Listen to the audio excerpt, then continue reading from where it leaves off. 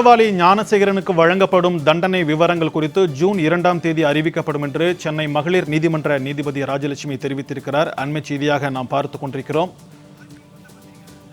இது தொடர்பான கருத்துக்களை பகிர்ந்து கொள்வதற்காக மூத்த பத்திரிகையாளர் பாக்கி அவர்கள் நம்முடன் தொடர்பில் இணைந்திருக்கிறார். அவரிடம் பேசலாம். சார் வணக்கம். தற்போது ஞானசேகரன் இந்த வழக்கில் குற்றவாளி என்று தீர்ப்பளிக்கப்பட்டிருக்கிறது. இந்த தீர்ப்பு குறித்து உங்களுடைய கருத்துக்களை பதிவு பண்ணுங்க சார். இந்த வழக்கை பொறுத்தவரையில் பாலியல் புகார் தொடர்பான பல்வேறு வழக்குகளை நாட்டில் பார்த்துருக்கோம். நிர்பயாலேருந்து பல்வேறு வழக்குகள் இருக்கு. இப்போ அண்மையில் பொள்ளாச்சி சம்பவம் தொடர்பாக கூட தீர்ப்பு சரியான தீர்ப்பு வழங்கப்பட்டிருக்கு. மகிழ்ச்சி.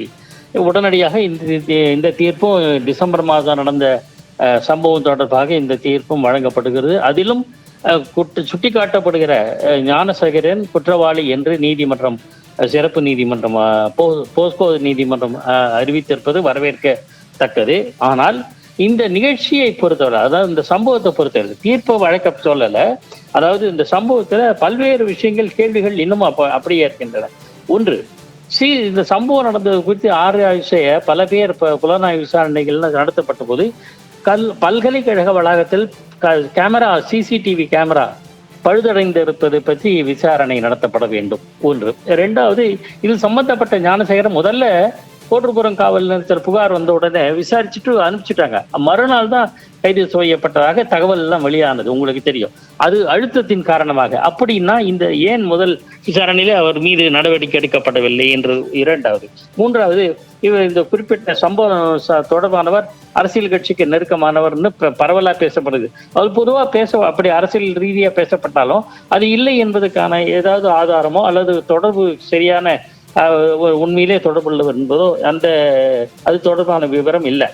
நாலாவது, அவர் குற்றம் சாட்டவர் ஏற்கனவே கொள்ளை, ஆள் கடத்தல் போன்ற குற்றச்சம்பவங்கள்ல சம்மந்தப்பட்டிருப்பார். அந்த வழக்குகள் ஏன் கணக்கிலே எடுத்துக்கல? இப்ப எடுத்திருக்காங்க. அதுக்கு முன்னாடி அதை பற்றி கவலைப்படாம காவல்துறை இருந்தாங்க ஏன் அப்படின்றது கேள்வி. ஐந்தாவது, யார் அந்த சார்? இந்த கேள்விக்கு இதுவரையில் விளக்கம் தெரியவில்லை. ஆறாவது, எஃப்ஐஆர் கசிந்திருக்கிறது என்ற ஒரு சர்ச்சை நடுவில் எழுந்தது. தொழில்நுட்ப கோளாறுன்னு சொல்லி முடிச்சுட்டாங்க. அது ஏன்? இது 6 கேள்விகளுக்கும் இன்னும் விடை காணப்படவில்லை. தீர்ப்பு விசாரணையில் இதற்கான விடைகள் கிடைக்காது. ஆனால் ஆட்சியாளர்களோ அல்லது சம்பந்தப்பட்டவர்களோ இது தொடர்பான விசாரணை நடத்தி உரிய தகவல்களை சொன்னால் இது போன்ற சம்பவங்கள் நாளைக்கு நடக்காம இருக்கிறதுக்கு வழிவகுக்கும்னு நான் நம்புறேன். இணைப்புக்கு வந்து உங்களுடைய கருத்துக்களை பகிர்ந்து கொண்டமைக்கு நன்றி சார்.